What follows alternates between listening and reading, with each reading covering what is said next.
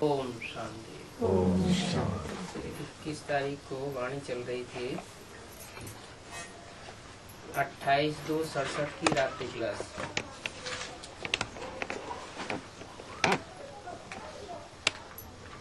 इसमें बात चल रही थी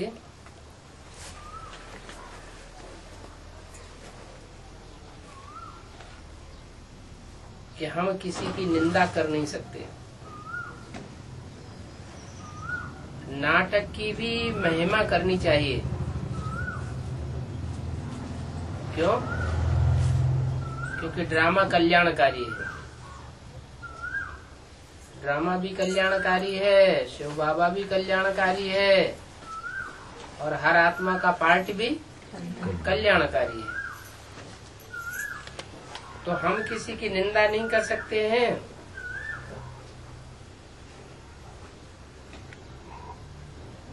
बाप बिना कोई इस माया की जेल से छुड़ा ही नहीं सकता। रावण राज्य से बाप ही छुड़ावेंगे।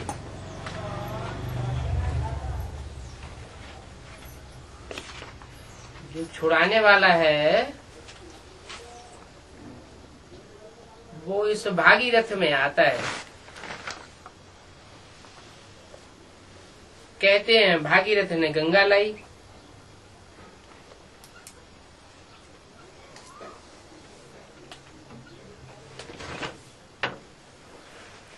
तो वो कैसे लावेंगे?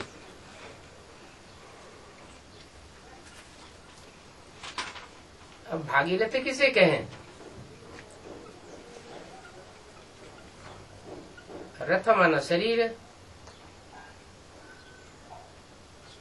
भागी माना वो भागीदार जो भाग्य में भाग्य बटाता है। ऐसे तो दो भागीदार हैं, राम और कृष्ण। लौकिक में भी भागीदार है, अलौकिक में भी भागीदार है। यज्ञ के आदि में भी भागीदार थे। लेकिन सुप्रीम सोल ने जिसको पहले पहले रथ बनाया वो तो बीजारोपण करके चला गया। ज्ञान का बीजारोपण करके गया। या यूं कहें कि बाप ने बीजारोपण करवाया।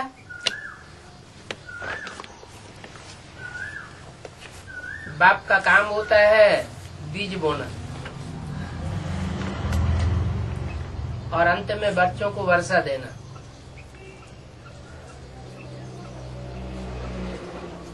तो अव्वल नंबर भागीरथ में बाप सुप्रीम सोल आया और बीज बो के वो रथ गया। क्यों गया? उसका कारण मुरली में बताया। तो उस समय पूरा ज्ञान नहीं था तो टूट पड़े। कुछ आत्माएं बुद्धिवादी होती हैं और कुछ आत्माएं बुद्धिवादी नहीं होती हैं लेकिन भावनावादी होती है।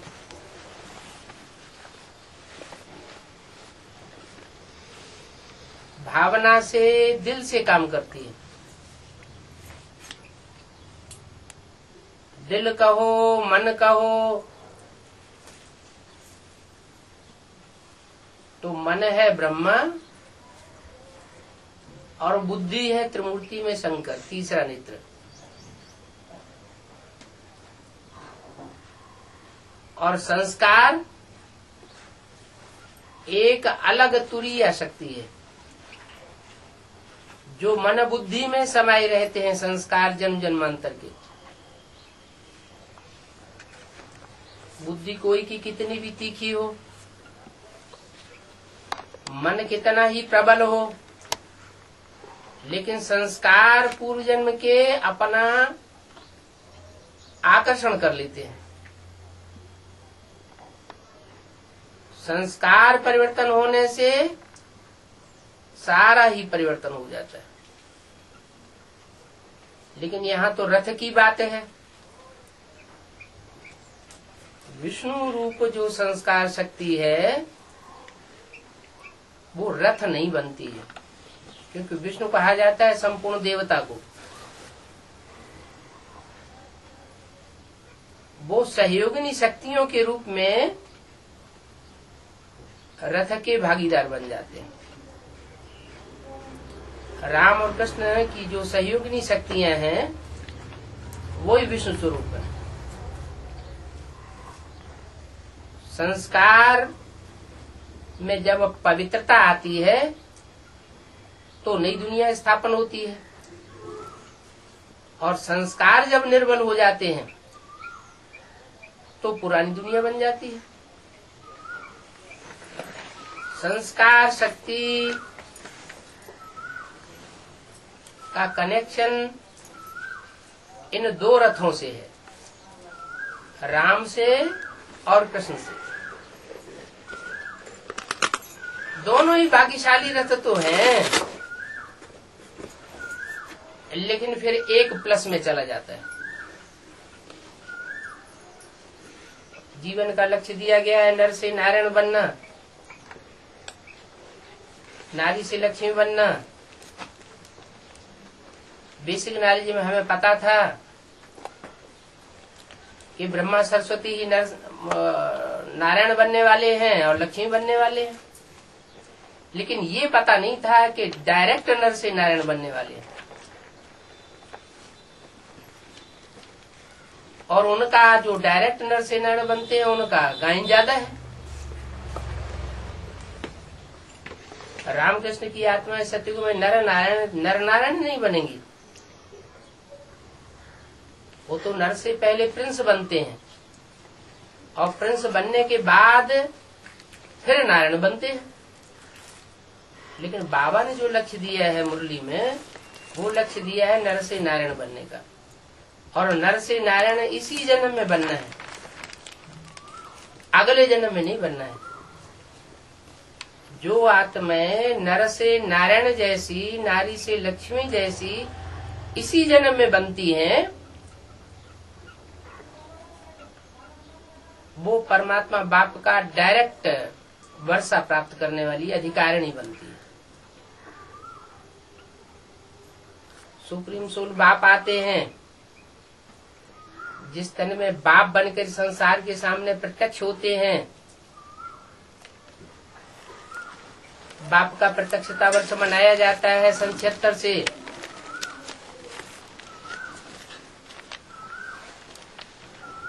तो वो बाप के रूप में प्रत्यक्ष होकर के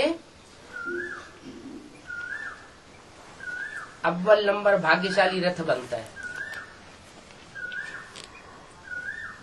रथ उसे भाग्यशाली कहेंगे जो रथ इसी जीवन में अपनी सफलता को प्राप्त करके संसार को सफल बना दे। इस जीवन में रथ को सफलता न मिले, भाग्य की बुलंदी न मिले,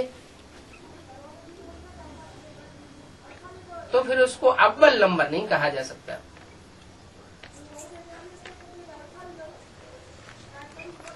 ब्रह्मा के लिए भी कहेंगे, दादा लेखराज के लिए, कि सुप्रीम सोल बाप ने उनमें प्रवेश किया, लेकिन 2वें नंबर में प्रवेश किया या पहले नंबर में प्रवेश किया। मुरली में तो आया है कि पता कैसे चलता है कि इनमें बाप भगवान है। जब मुरली चलाते हैं तो मुरली की बातों से, ज्ञान की बातों से पता लगता है कि ये तो ईश्वर का ज्ञान हो सकता है, और किसी मनुष्य मात्र का ज्ञान नहीं हो सकता। तो बताया है कि कराची से मुरली निकलती चली आई है।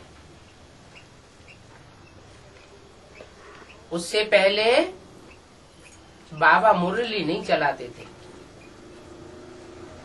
10-15 पेज बैठ करके अमृत वेला लिखते थे। कौन से बाबा? ब्रह्मा बाबा।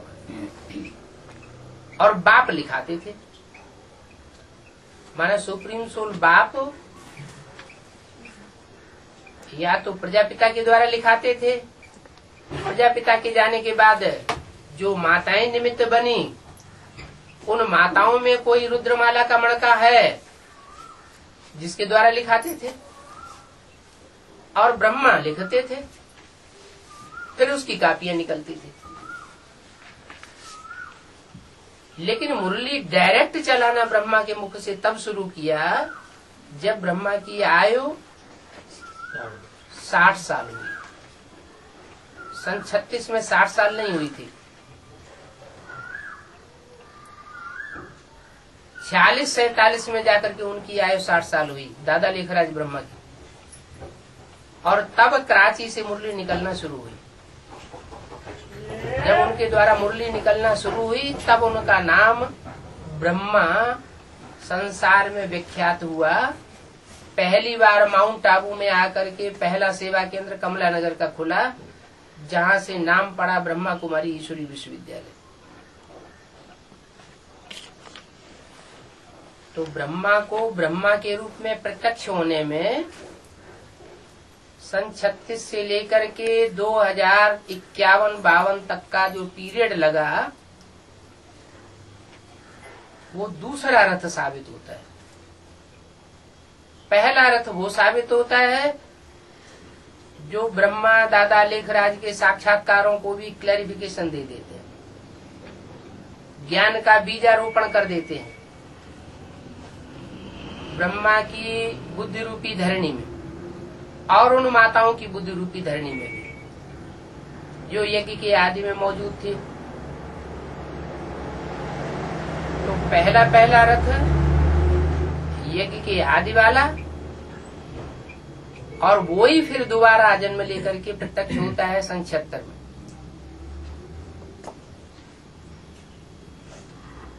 जिसके द्वारा अल्लाह अव्वल दीन की स्थापना होती है। दुनिया का अव्वल नंबर धर्म आदि सनातन देवी देवता धर्म आदि है, सनातन है माना पुराना है। तो यज्ञ में भी उसका फाउंडेशन डालने वाला सबसे पुराना होना चाहिए। आदि में भी पुराना है, मध्य में भी पुराना है, और अंत में जब फाइनली आदि सनातन देवी देवता धर्म की स्थापना का कार्य संपन्न होता है, तो भी वो पुराने से पुराने रथ के रूप में उसका गायन संसार में हो जाता है। इसलिए दुनिया के बड़े बड़े जो देश है पुराने पुराने, ग्रीस, मेसोपोटामिया, सिंध, हड़प्पा, उनकी खुदाइयों में सबसे ज्यादा मूर्तियां शंकर की मिली। जैनी लोग उस नग्न मूर्ति को कहते हैं तीर्थंकर। पुरानी नग्न मूर्तियां शंकर की मूर्तियां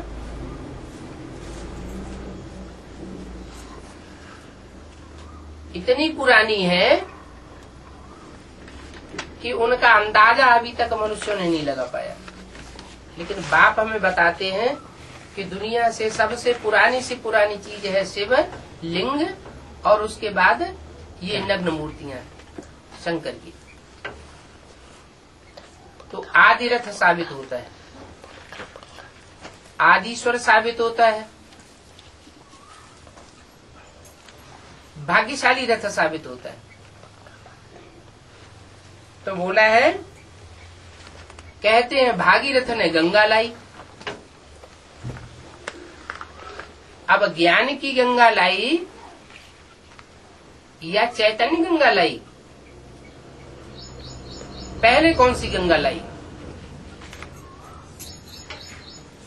यज्ञ के आदि में कहें तो बीज रूप में गंगा आई। ज्ञान का बीजारोपण ब्रह्मा की बुद्धि में बैठ गया कि मुझे नई दुनिया में कृष्ण के रूप में जन्म लेना है। इस दुनिया में मेरा मुख्य पार्ट ब्रह्मा के रूप में है।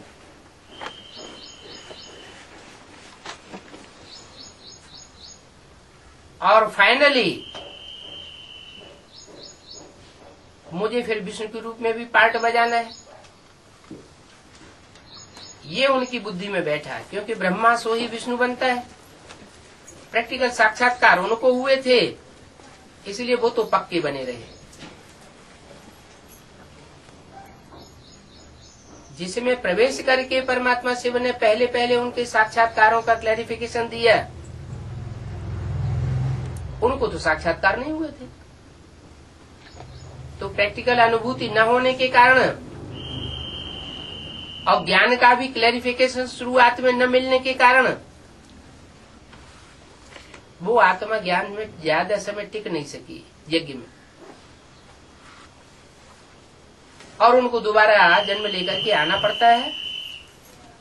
जो पूर्व जन्म के ब्राह्मणत्व के संस्कार हैं वो साथ लाते हैं, लेकिन दोबारा जब आते हैं तब तक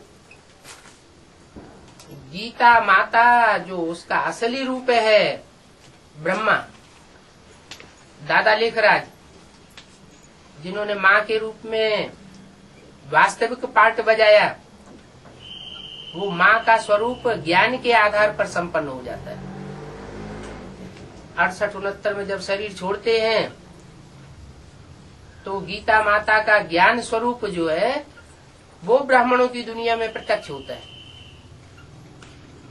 लेकिन उस ज्ञान गीता के रोम रोम को समझने वाला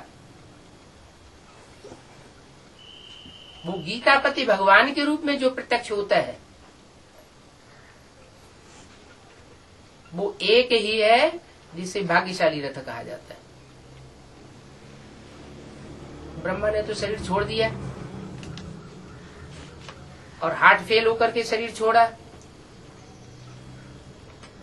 मुरली में तो बोला गया है कि योगियों का कभी हार्ट फेल हो नहीं सकता।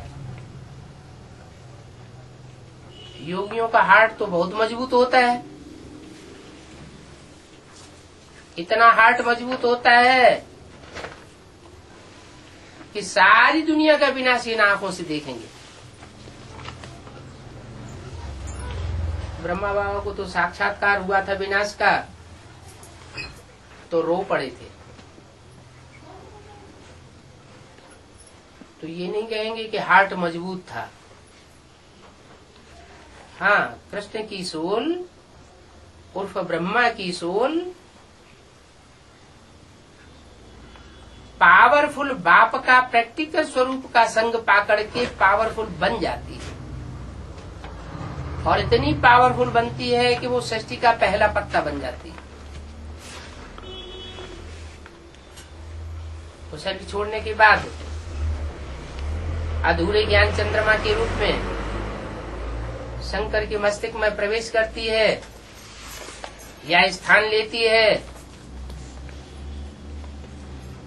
तो जरूर श्रेष्ठ आत्मा है। कहते हैं ना सर माथे पर,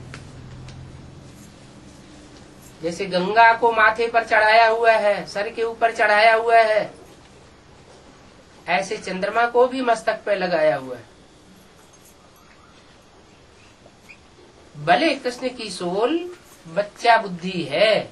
मुरली में बोला है ब्रह्मा को शिव बाबा बेबी कहते हैं। क्यों बेबी कहते हैं?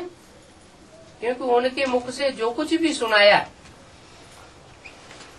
उसका राज ब्रह्मा की बुद्धि में डायरेक्ट नहीं बैठा। राज भी उस आत्मा की बुद्धि में तब बैठता है जब वो शरीर छोड़ने के बाद, सूक्ष्म शरीर धारण करने के बाद राम वाले व्यक्तित्व में दूसरे जन्म में प्रवेश करते हैं। राम वाली आत्मा सृष्टि का बीज रूप है। जो मनुष्य सृष्टि का बीज है, उस बीज रूप के संग के रंग में आकर कृष्ण की सोल भी बीज रूप बन जाती है। लेकिन प्रवेश करने मात्र से तुरंत जम दे जाम दे तो होता नहीं, परिवर्तन होने में टाइम लगता है। वो कृष्ण की सोल दो प्रकार के पार्ट बजाती है। एक बीज रूप स्टेज में प्रवेश करने का, और दूसरा सूक्ष्म शरीर से गुलजार दादी और दूसरे ब्राह्मण वत्सों में प्रवेश करने का भी पार्ट बजाती रहती है। संपन्न तब तक नहीं कहेंगे जब तक वो एवरलास्टिंग बीज रूप स्टेज धारण न कर ले, और जब वो बीज रूप स्टेज धारण करती है तो काम संपन्न हो जाता है। ब्रह्मा सो विष्णु बन जाता है। विष्णु बनना माना सहयोगिनी शक्तियों के साथ रामकृष्ण की आत्माएं परिपूर्ण स्टेज को धारण कर लेती है। जो परिपूर्ण स्टेज धारण की जाती है वो ही विष्णु रूप है। विष्णु अंत में प्रत्यक्ष होने के लिए मुरली में बताया है। पहली बार ब्रह्मा को प्रत्यक्ष होना है,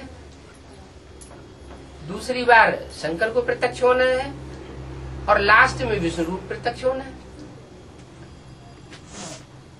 ब्रह्मा की मूर्ति ब्रह्मा के रूप में हम ब्राह्मणों के सामने आई। ब्राह्मणों की दुनिया में ही जो बीज रूप आत्माएं हैं वो उस बीज रूप बाप को शंकर के रूप में पहचान लेती है। शंकर इसलिए कहा जाता है कि राम कृष्ण और शिव ये तीन आत्माएं शंकर हो जाती है, इकट्ठी हो जाती है, इसलिए शंकर कहा जाता है। ये तो संगम युग का रूप है। बाकी राम की आत्मा का अलग पार्ट, कृष्ण की आत्मा का अलग पार्ट और शिव की आत्मा का अलग पार्ट। शिव की आत्मा जो यज्ञ के आदि में राम वाले व्यक्तित्व में प्रवेश करके बीजारोपण करती है, बाप का पहला पार्ट बजाती है, वही सन 76 में टीचर के रूप में फिर पार्ट बजाना शुरू करती है, राम वाले व्यक्तित्व के दूसरे जन्म में प्रवेश करके।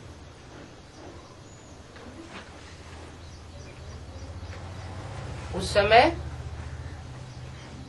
सन 36 में जिस व्यक्तित्व की आयु या आदि रथ की आयु 60 साल थी, वो सन 76 में आके 100 साल पूरी हो जाती है। माना आदि रथ जो है वो 100 वर्ष का परिपूर्ण होने पर, जैसे शास्त्रों में लिखा हुआ है कि ब्रह्मा 100 वर्ष की आयु में खलास हो जाता है। ब्रह्मा की आयु शास्त्रों में 100 साल बताई गई है। ब्रह्मा की आयु मृत्युलोक में पूरी होती है। तो शंकर को दोनों ही रूप दिखाए जाते हैं। दाढ़ी मूछ वाला रूप भी दिखाया जाता है मृत्युलोक का, और क्लीन शेव भी दिखाई जाती है, अमरलोक जिसे कहते हैं। अमरलोक में जो भी मनुष्य मात्र होते हैं, देवताएं होते हैं, उनको विकारों की निशानी दाढ़ी मूछ नहीं होती। तो सन 76 से शिव की 16वीं प्रवेश होकर के प्रत्यक्ष होती है और ब्रह्मा की 16वीं प्रत्यक्ष होती है। राम का व्यक्तित्व तो है ही है। तो तीनों आत्माओं का संकरण जो है वो ब्राह्मणों की दुनिया में बीज रूप आत्माओं के बीच में प्रत्यक्ष होता है। वो बीज रूप आत्माएं कौन सी है? वो वही है जो यज्ञ के आदि में थी, और राम वाली आत्मा के जाने के साथ साथ वो आत्माएं भी यज्ञ छोड़ करके गई। नंबर 1 वही आत्मा अभी दोबारा फिर एडवांस पार्टी के रूप में ब्राह्मणों की दुनिया में प्रत्यक्ष होती है। आगे भी एडवांस पार्ट बजाने वाली थी और अंत में अभी दोबारा जन्म लेकर के आती है तो भी एडवांस पार्ट बजाती है। ज्ञान में भी एडवांस, योग में भी एडवांस, धारणाओं में उनको एडवांस नहीं कहा जा सकता जब तक वो बीज रूप आत्मा रुद्रमाला के मण के विजय माला में ऐड न किए जाए। क्योंकि विजय माला जो है उसका नाम ही है वैजंती माला। अंत में जिन्होंने विकारों पर विजय प्राप्त की और कराई। रुद्रमाला के मणके सिंगल मणके हैं, युगल मणके नहीं है, और ये प्रवृत्ति मार्ग का ज्ञान है। तो जब तक वो सिंगल मणके प्रवृत्ति मार्ग के न बने तब तक उनकी संपूर्ण जीत नहीं हो सकती। और प्रवृत्ति मार्ग के बनेंगे किसके साथ? जो समान पुरुषार्थी होंगे उनके साथ ही बनना है। तो समान पुरुषार्थी वो निकलते हैं विजयमाला से, रुद्रमाला निकलती है एडवांस पार्टी से, और विजयमाला निकलती है एडवाइजर पार्टी से। एडवाइस देने वाली आत्मा है। जैसे पहले राजाएं होते थे, राजाएं तो भिखारी होते थे, लेकिन एडवाइस देने के लिए मंत्रियों को रखते थे। अच्छे अच्छे ब्राह्मण, पवित्र बुद्धि वाले ब्राह्मणों को महाआमात्य, महामंत्री के रूप में उनको आसीन किया जाता था राज्य पद में, और उनसे सलाह लेकर के आगे बढ़ते थे, क्योंकि समझते थे कि इनकी बुद्धि पवित्र है, इन पवित्र बुद्धियों के आधार पर हम राज्य चलाएंगे तो हमारा राज्य निष्कंटक चलेगा। तो वो यहाँ की भी बात है। एडवांस पार्टी में जो बीज रूप आत्माएं हैं, रुद्रमाला के मणके हैं, उनकी बुद्धि में ये तो बैठा हुआ है कि हम शिव के पुत्र हैं, शिववंशी हैं, हम बीज रूप आत्माएं हैं। लेकिन बीज रूप आत्मा होने मात्र से ही सारा कार्य संपन्न नहीं हो सकता है। बीज को धरणी भी चाहिए, धरणी में धारणा होती है। धरणी में जितनी सहन शक्ति होती है उतनी सहन शक्ति और किसी में नहीं होती। धरणी माने कन्या माताएं, कन्या माताएं ज्यादा धारणा स्वरूप होती। वो धारणा वाली कन्या माताएं जो माता का रूप है, उन्होंने जरूर वहीं से पालना ली होगी जिसने माता का पार्ट बजाया, और माता के पार्ट के रूप में उनकी पालना ली गोद में। तो माता के रूप में जो पार्ट बजाने वाली श्रेष्ठ थे, श्रेष्ठ संसार की आत्मा है, वो तो ब्रह्मा बाबा है। ब्रह्मा बाबा ने जितना सहन शक्ति का पार्ट बजाया, उतना रुद्रमाला के अंदर या एडवांस पार्टी के अंदर कोई भी आत्मा ऐसी नहीं है जिसने इतना सहन शक्ति का पार्ट बजाया।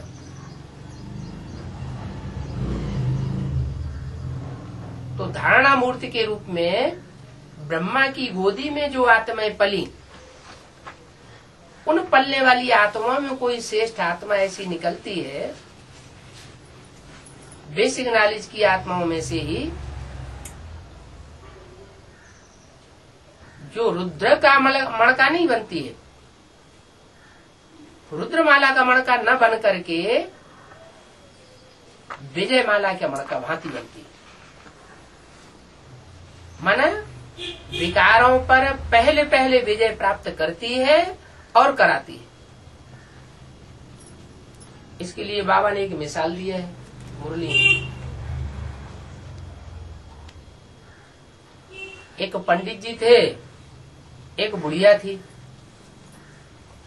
दोनों को नदी पार करनी थी। पंडित जी अपनी पंडिताई जो दिखा रहे थे, ऐसा करना है वैसा करना है, और बुढ़िया सुन रही थी, धारण कर रही थी। बुढ़िया तो पार निकल गई, पंडित जी रह गए। रही बात यज्ञ की, यज्ञ की जो आदि की बात है, उसमें दो जो माताएं थीं जो विश्व रूप बनती हैं, जिनको महालक्ष्मी भी कहा जा सकता है, उनमें एक है लक्ष्मी और दूसरी है जगदम्बा। लक्ष्मी भारत में पूजी जाती है, वर्ल्ड मदर का टाइटल जो है वो विदेशों में भी दिया जाता है।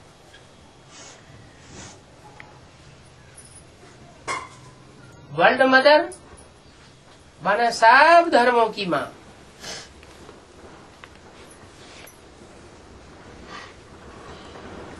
और भारत माता वो सिर्फ भारत की माता है। तो वर्ल्ड मदर और भारत की माता, इन दोनों में फर्क तो जरूर होगा। वर्ल्ड मदर जगदम्बा है, भारत माता लक्ष्मी है अथवा पार्वती है। जिसे भारत माता के रूप में आज टाइटल देते हैं लोग, बड़े बड़े प्रतियोगिताएं करते हैं, तो मिस इंडिया नाम देते हैं, कोई को मिस वर्ल्ड नाम देते हैं। मुरली में बोला है कि मिस इंडिया है तो विदेशों में धक्के क्यों खाती है? मिस इंडिया को तो फिर भारत में होना चाहिए, भारत की सेवा करनी चाहिए। इसका मतलब ये हुआ कि हीरो की जो खान है वो विश्व में सबसे बड़ी खान बनती है जाकर के अफ्रीका में। उसका फाउंडेशन यहाँ संगम युग में पड़ता है। जो अच्छे अच्छे हीरे निकलने हैं वो विजयमाला से निकलेंगे, वो तैयार हो रहे हैं।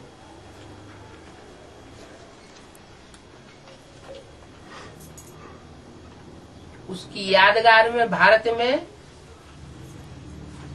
इंडिया गेट बनाया हुआ है, दिल्ली में भी बनाया हुआ है और बंबई में भी बनाया हुआ है। माना विदेश से आती है। और जगदम्बा उसका जो स्थान है, जो सारे जगत की मां मानी जाती है, उसका मूल स्थान दिल्ली है। एक दिल्ली ही एक ऐसा शहर है जिसमें सब धर्म की आत्माओं ने राज्य किया है।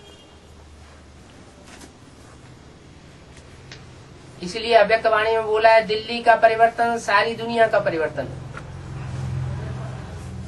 दिल्ली का सुधार सारे भारत का और सारी दुनिया का सुधार। इतनी जिम्मेवारी डाल दी है दिल्ली के ऊपर, क्योंकि वो जगत की माता है। धरणी का परिवर्तन होता है तो फसल बहुत अच्छी पैदा होती है। बीज का भी परिष्कार किया जाता है। तो दोनों के ऊपर ध्यान दिया जाता है, बीज का भी परिवर्तन करना, परिष्कार करना, और धरणी का भी परिष्कार करना।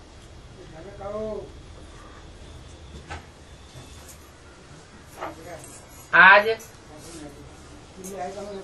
धरणी से ज्यादा फायदा लेने के लिए दुनिया में तो खाद डाली जाती है। जिस खाद में मुख्य खाद नाम दिया जाता है यूरिया, यूरिन शब्द से बनी है यूरिया, वो तो हद की बात होगी। ब्राह्मणों की बेहद की दुनिया में बाप ने हम ये क्लियर कर दिया है क्या आवे से धरणी पर मूत की पैदाइश खलास होनी है। ये खाद नहीं चलेगी। धरणी को जो खाद चाहिए वो मूल रूप में चाहिए जैविक खाद। जैविक खाद का मतलब है जीवित खाद। माना वाइब्रेशंस की खातिर। श्रेष्ठ वाइब्रेशन जितना ब्राह्मणों की दुनिया में ज्ञान युक्त कन्याओं माताओं के लिए रहेंगे, उतना ही श्रेष्ठ फसल पैदा होगी नई सृष्टि की। जो नई सृष्टि बननी है उसमें वाइब्रेशन का बहुत बड़ा महत्व है। शरीर की भागदौड़ की सेवा कितनी ब्रह्मा कुमारियों ने कर ली, एडवांस पार्टी वाले भी करते रहे। शरीर से कमाए हुए धन के द्वारा कितनी सेवा करते रहे। लोगों का हुजूम इकट्ठा करके जनबल की सेवा करते रहे, लेकिन उससे परिवर्तन नहीं हुआ। परिवर्तन तब होता है जब मनोबल एकाग्र होकर के संगठित रूप में प्रकृति का परिवर्तन होता है। प्रकृति कोई दूसरी चीज नहीं है। प्रमाण प्रकष्ट रूपेण कृति माने रचना, जिसकी परमात्मा बाप ने प्रैक्टिकल पार्ट बजा करके एड़ी से चोटी तक की सारी ताकत लगा के प्रकष्ट रचना की है, वो है धरती माता। इसे चैतन्य में कहें वर्ल्ड मदर। उसका वो सेंट्रल प्लेस जो है वो है दिल्ली। दिल्ली ही एक ऐसी धरणी है जहाँ यमुना के कंठे पर परिस्थान बनता है, और दिल्ली ही ऐसी धरणी है जो तामसी होने पर कब्रिस्तान बनती है। अभी दिल्ली के अंदर वो नजारा देखने में आएगा। कब्रिस्तान भी दिल्ली दिखाई देगी। जितनी खून की नदियां हिस्ट्री में दिल्ली के अंदर बही हैं, सब धर्मों ने यहाँ आकर के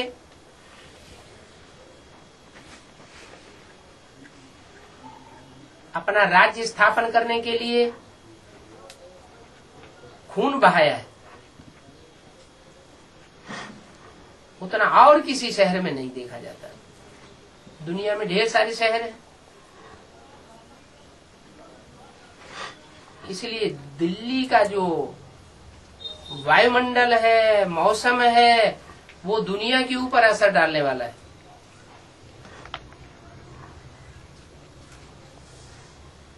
दिल्ली चैतन्य में भी है, दिल्ली जड़ भी है। जड़त्व में ही दिल्ली का पहले परिवर्तन होगा या चैतन्य दिल्ली का पहले परिवर्तन होगा? पहले सुधार किसका होगा? पहले तो चैतन्य सुधरता है। चैतन्य इसलिए सुधरता है कि उसमें मन बुद्धि होती है। चैतन्य कहा ही जाता है हलन चलन वाले को, बोलते चालते को। तो जरूर कोई ऐसी आत्मा है जो सारी दुनिया की जो भी प्रकृति है, पृथ्वी, जल, वायु, अग्नि, आकाश, उस सबका एक संघात है जिसे प्रकृति कहा जाता है। विदेशी लोग नेचर को बहुत मानते हैं।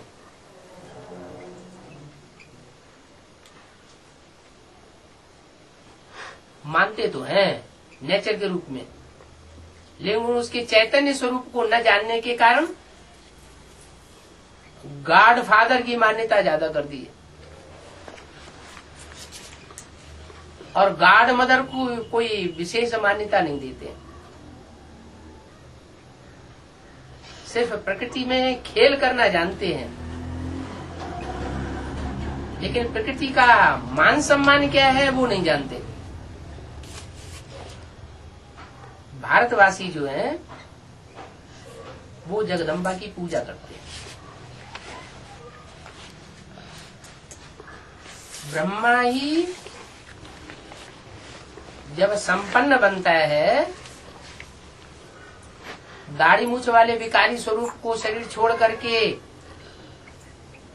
जब चैतन्य उस शक्ति में, प्रकृति में कहो, धरणी माता में कहो, दिल्ली में कहो, प्रवेश करता है तो जगत माता के रूप में संसार में पूजा लेता है। ब्रह्मा के दो रूप हो गए, एक वो दाढ़ी मूछ वाला रूप जिसकी पूजा नहीं होती, और एक वो रूप स्त्री चोला जिसकी पूजा होती है।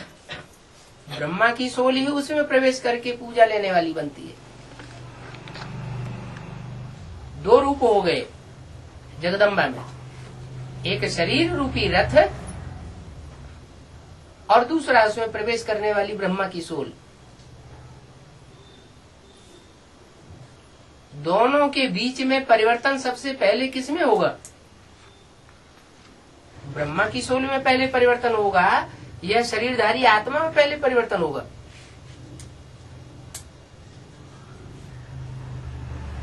पहले कौन परिवर्तन होगा? ब्रह्मा तो अनेकों की नाम है। यज्ञ के आदि में जो माताएं थीं, उनमें भी कोई माता थी जिसमें शिव का प्रवेश था। इसलिए मुरली में बोला हुआ है, 10 साल से रहने वाला, साथ में रहने वाला, ध्यान में जाती थी,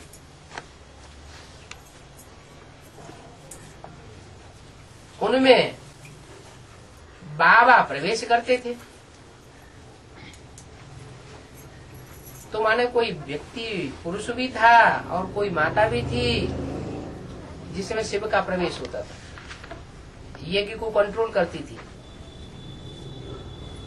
वही माता दोबारा जन्म लेकर के जगदम्बा के रूप में ब्राह्मणों की एडवांस पार्टी में प्रत्यक्ष होती है।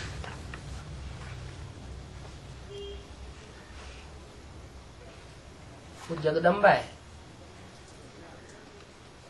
प्रकृति का रूप। प्रकृति को पॉल्यूट करने वाले भी विदेशी लोग हैं सबसे जास्ती, भारतवासियों ने भी पॉल्यूट किया है। प्रकृति माता है, ब्रह्मा भी माता है, गीता भी माता है। लेकिन इन माताओं की दुर्गति कलयुग के अंत में सबसे जास्ती क्यों हो जाती है?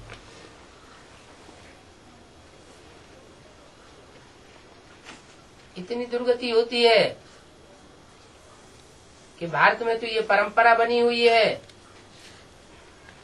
कि बाप मरता है तो बच्चों को वर्षा मिलता है, माता को कुछ भी नहीं मिलता।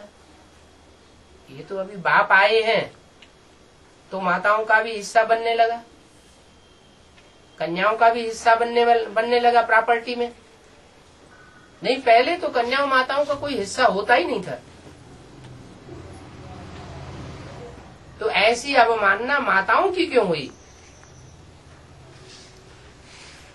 बाबा तो मुरली में कहते हैं, माता तू है जग की भाग्य विधाता, सारे दुनिया का भाग्य का निर्माण करने वाली है।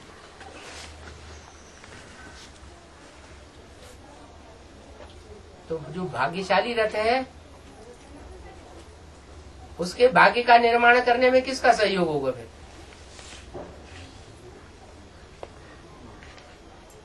जगत माता का सहयोग होगा ना। वो जगत की माता है, तो जगत की माता है तो जरूर जगत पिता की भी माता रही होगी। यज्ञ के आदि में ब्रह्मा बाबा ने अपने साक्षात्कारों का जो अनुभव है वो डायरेक्ट प्रजापिता को नहीं सुनाया था, बीच में कोई माता निमित्त बनी थी। वो माता निमित्त बनी उन साक्षात्कारों को सुनाने के लिए।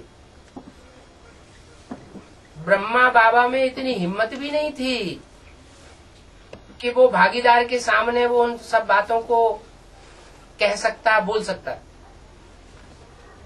माता को निमित्त बनाया गया।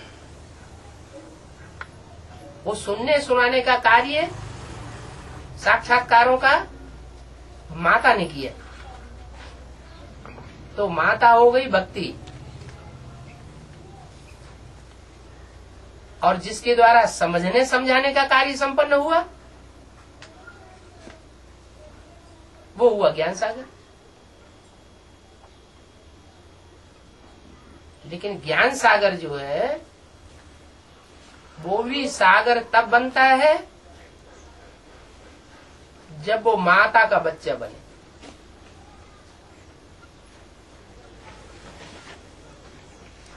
इसलिए मुरली में बोला हुआ है कि ब्राह्मण बने बगैर प्रजापिता था क्या? माना पहले प्रजापिता होगा कि पहले ब्राह्मण बनेगा? पहले ब्राह्मण बनना पड़ेगा, और ब्राह्मण उसी को कहा जाता है जो ब्रह्मा की औलाद बने। ब्रह्मा की औलाद जब तक न बने तब तक ब्राह्मण कैसे बन सकता है? जैसे विष्णु के फॉलोअर वैष्णव, ब्रह्मा के फॉलोअर ब्राह्मण, शिव के फॉलोअर शैव, एक मात्रा बढ़ जाती है फॉलोअर के अर्थ में, बच्चे के अर्थ में। तो ब्रह्मा का जो फॉलोअर बनता है, ब्रह्मा का जो बच्चा बनता है, वो ब्राह्मण कहा जाता है, एक मात्रा बढ़ जाती है। पहला ब्राह्मण बनता है, वही फिर पहला देवता बनता है। जो पहला देवता बनता है वही पहला क्षत्रिय बनता है, वही पहला वैश्य बनता है, वही पहला शूद्र बनता है, और वही फिर से ब्राह्मण बनता है। इसलिए भक्ति मार्ग में बोल देते हैं, हनुमान की जब पूजा करते हैं तो बोलते हैं चारों युग प्रताप तुम्हारा है, प्रसिद्ध जगत उजियारा। चारों युगों की आदि में वो आगे आगे जाता है, लेकिन माता को आगे रखना पड़े। यज्ञ के आदि में भी माता आगे थी, मध्य में भी वो माता आगे रहती है,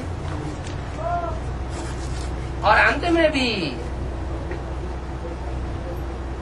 उस माता का जो मर्तबा होगा संसार में, जगत माता का, वो मर्तबा आज के समय में जो बड़ी बड़ी दीदी दादी दादाएं बैठे हुए हैं उनका भी नहीं है। जो मर्तबा जगत माता का होने वाला, वो मर्तबा देना पड़े, क्योंकि माताओं को ही सबसे ज्यादा नीचे गिराया गया है, माताओं को ही सबसे ज्यादा ऊंचा उठाना पड़े, उनकी रहबरी में पलना पड़े ब्राह्मणों को। इसलिए बोला है माता तू है जग की भाग्य विधाता। भले माताओं की पूजा होती है, सीढ़ी में चित्र दिखाया गया है कि देवी की पूजा कलयुग में होती है, सिंगल देवी की पूजा।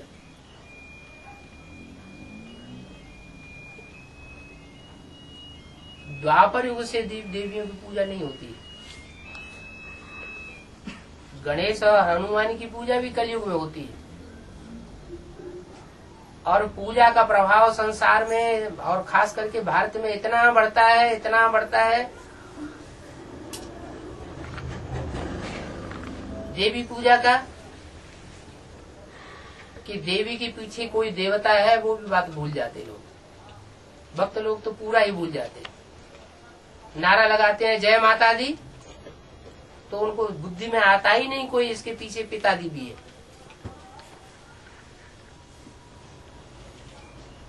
अब बाप तो आकर के प्रवृत्ति मार्ग की स्थापना करते हैं, लेकिन वो प्रवृत्ति मार्ग भी तब स्थापन होना है जब उन स्वर्ग का गेट खोलने वाली माताओं को आगे किया जाए। मुरली में बोला है ब्रह्मा के द्वारा स्वर्ग के गेट खुलवाते हैं, लेकिन ब्रह्मा के रूप में जिसने मुख्य पार्ट बजाया सहन शक्ति का, वो तो शरीर छोड़ गया। फिर स्वर्ग का द्वार खोलने के निमित्त कौन सी माताएं बनेंगी? जरूर ये रुद्रमाला और विजयमाला में जो भी मुख्य माताएं हैं वो मुखिया माताओं के रूप में संसार में प्रत्यक्ष होती है और स्वर्ग का गेट खोलने के निमित्त बनती है। वो स्वर्ग का नजारा तैयार होता है जमुना के कंठे पर दिल्ली में। इसलिए इशारा भी दिया है कि 3 पांडव भवन बनेंगे, एक स्वर्ग का नजारा दिखाने वाला यमुना के कंठे पर, और एक तपस्या का नजारा दिखाने वाला माउंट आबू में शांति धाम। यमुना के कंठे पर सुख धाम, माउंट आबू में शांति धाम, और विश्व को कंट्रोल करने वाला भी एक पांडव भवन होगा जिसकी यादगार स्वामी नारायण मंदिर अहमदाबाद में दिखाया जाता है। 108 वत्स सारे विश्व को कंट्रोल करते हैं।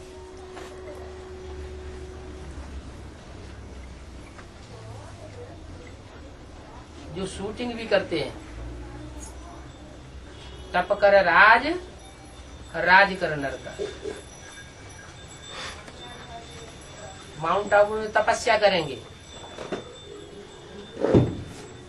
विश्व की बादशाही में हिस्सा लेंगे, और जब विश्व की बादशाही में हिस्सा लेंगे तो अहंकार चढ़ेगा, अहंकार चढ़ेगा तो फिर नीचे गिरेंगे।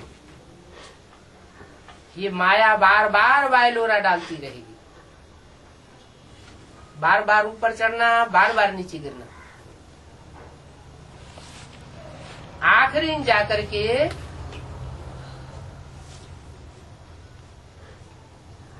वो शालिग्राम बन जाते हैं।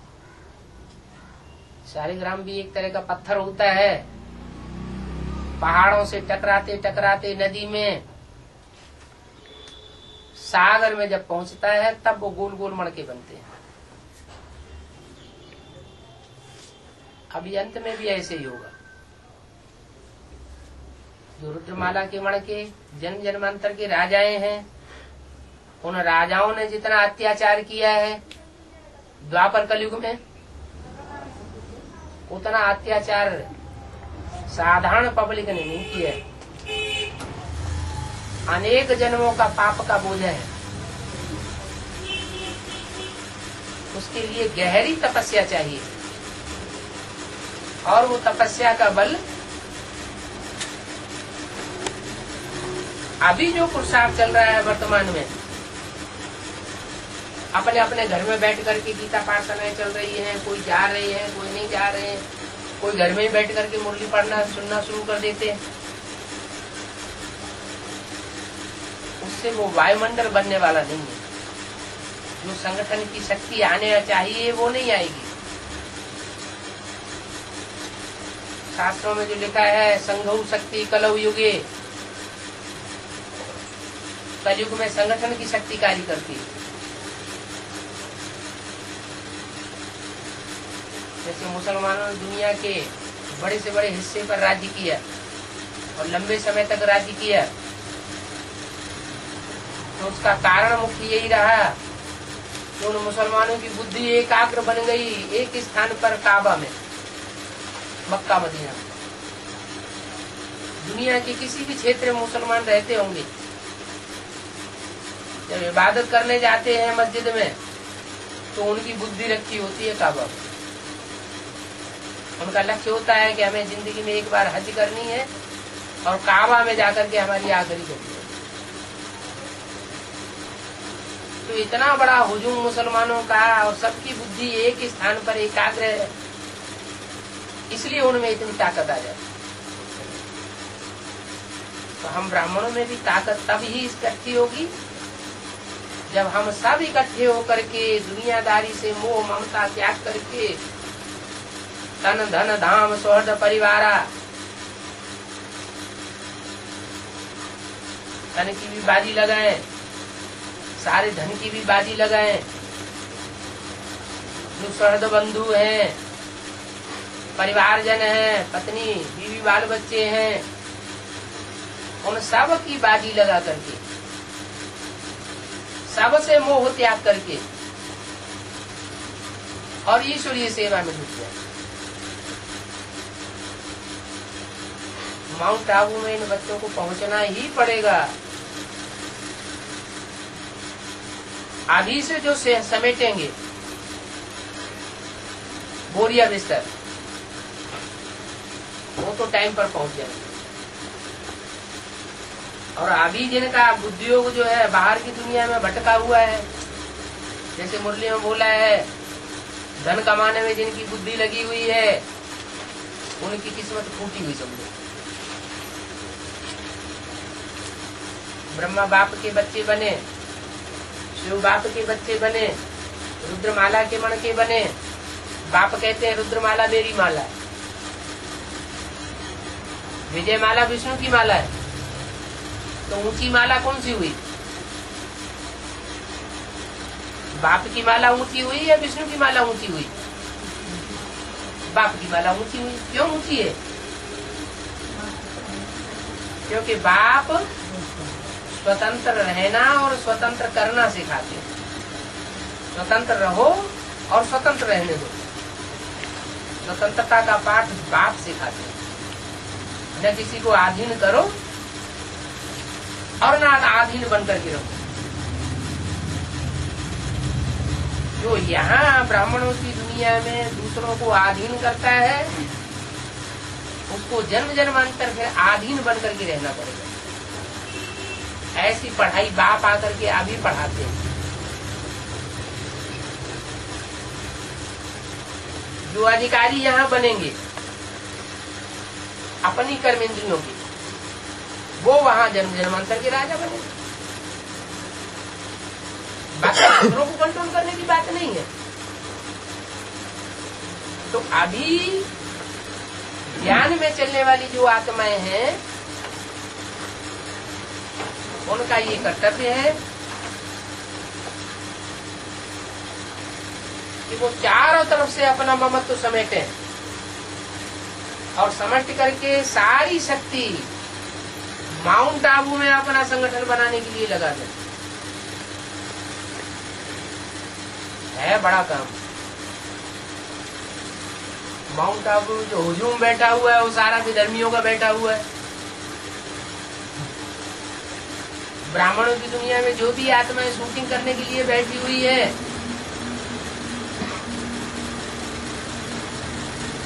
उनका विदेशी हिस्सा जितना भी है, विदेशी धर्मों से संबंधित, विदेशी धर्म खंडों से संबंधित, वो सब आधारभूत में माउंट आबू में इकट्ठे हुए पड़े। बड़ा हुजूम है। लेकिन अव्यक्त वाणी में बाप दादा ने इशारा दिया हुआ है, इसलिए घबराने की बात नहीं है।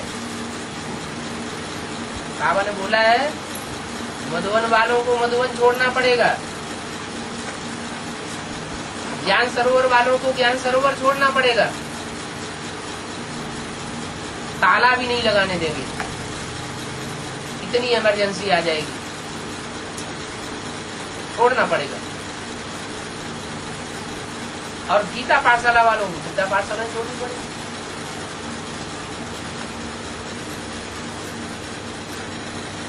तो अब सोचा जाए कि वास्तविक अर्थों में जिन्हें गीता पाठशाला कहा जाता है, वो गीता पाठशाला बेसिक नॉलेज में है या एडवांस में है? गीता पाठशाला माने योगलों की पाठशाला।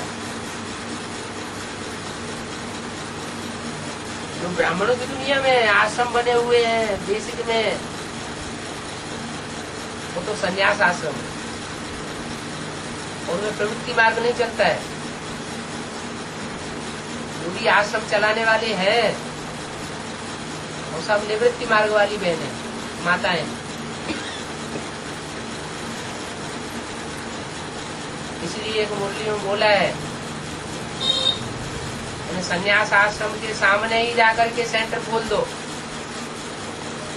गीता पाठशाला खोल दो, संन्यास आश्रम के सामने तुम जब गीता पाठशाला खोलेंगे तो बहुत मजा आएगा। क्या मजा आएगा?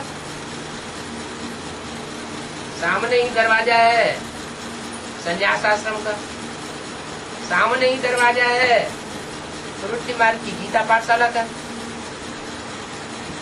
तो एक तरफ सच्चाई दिखाई देगी, दूसरी तरफ झूठापन दिखाई देगा। संन्यास आश्रम जो है वो झूठा आश्रम, संसार का कल्याण करने वाला रास्ता नहीं है। भगवान का सिखाया हुआ जो प्रवृत्ति मार्ग है वो सच्चा रास्ता है, सृष्टि को चलाने का श्रेष्ठ, सुखमयी और शांतिमयी रास्ता बताने वाला रास्ता है। तो सच्चे और झूठे में रिवोल्यूशन जल्दी होगा और प्रत्यक्षता हो जाएगी। क्या प्रत्यक्षता होगी? जो एक जगह ऐसे हुए हैं, वाकई कि जहाँ एडवांस वालों ने जाकर के बेसिक के सामने गीता पाठशाला खोली या सेंटर खोला, तो 1-2 साल के अंदर ही वो अपना सेंटर उठा करके दूर चले गए। पहले तो लड़ाई लड़ने की कोशिश की, हाथापाई करने की कोशिश की, लेकिन उससे कुछ बनता बिगड़ता दिखाई नहीं पड़ा, तो फिर छोड़ ही चले गए। तो लोगों को ये निश्चय हो जाता है, विश्वास हो जाता है कि सच्चा अडिग होता है और झूठा डिग जाने वाला। ये हिस्ट्री की बातें हैं। भारतवर्ष अडिग रहता है, भारतखंड ही अडिग क्यों रहता है? दूसरे धर्मखंड क्यों डिग जाते हैं? क्यों समुद्र के अंतराल में चले जाते हैं? क्या कारण है?